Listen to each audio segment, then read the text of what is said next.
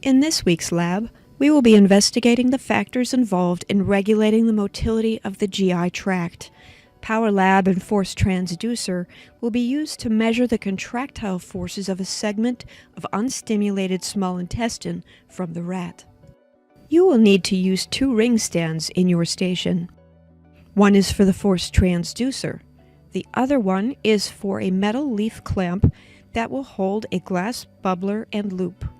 Both of them are placed inside a beaker filled with Tyrode's solution.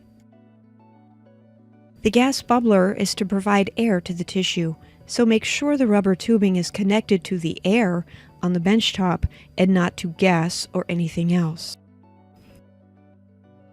The glass loop should be positioned as close to the bottom of the beaker as possible. Therefore, when the intestine is attached at both ends by these 2 hooks, it is inside the beaker filled with Tyrode's solution and well oxygenated. Notice that the beaker is placed inside a Pyrex dish. This Pyrex dish is used as a water bath. The tissue is very sensitive to temperature and oxygen, so before receiving the small intestine, you must work on getting the Tyrode's solution ready. Fill the beaker with 250 milliliters of Tyrodes. It needs to be oxygenated and set around the normal internal temperature of a rat, which is 35.9 to 37.5 degrees Celsius. It is important never to let the temperature get to 40 degrees or higher, as the tissue will die immediately. While using the hot plate, it is extremely important to keep all wires, tubing, and anything plastic away from the hot plate. Do not melt any wires. Make sure that all wires, including computer accessories, are far away from the hot plate. Before starting the experiment, you must calibrate the transducer with a 5-gram weight. Your lab instructor will provide you a segment of small intestine from a rat. Use the fish hooks to attach the ends of the intestine to the Force Transducer and a glass loop. You should hook the intestine about 2 millimeters in from each end so that it won't pull out easily, nor will it damage too much of the intestine. The hook should pass through both sides of the intestine. Hook to the bottom glass loop first so that the rat intestine can be left floating in Tyrode's solution while hooking it to the Force Transducer.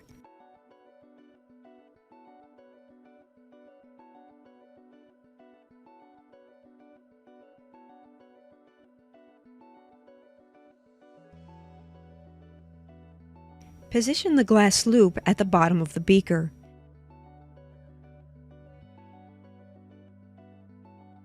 The silk suture should form a straight vertical line from the glass loop to the Force Transducer.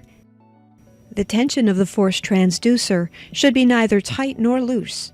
In fact, it should be kept a little looser than any other Force Transducer experiments you have done so far.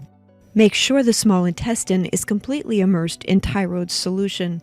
If any part of the intestine is exposed to room air, the tissue will die quickly. If you need to add more Tyrodes, use the graduated cylinder at your station to measure additional volumes.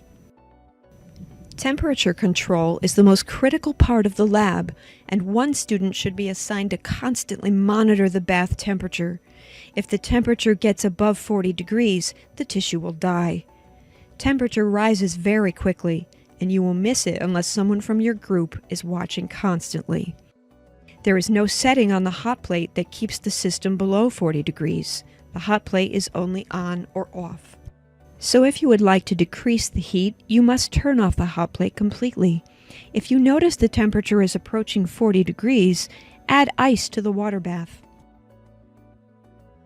If the temperature is approaching a critical point and you need to change it more quickly, you can remove the Tyrode's solution, place it into the provided beaker, and add cooler Tyrodes to the tissue directly.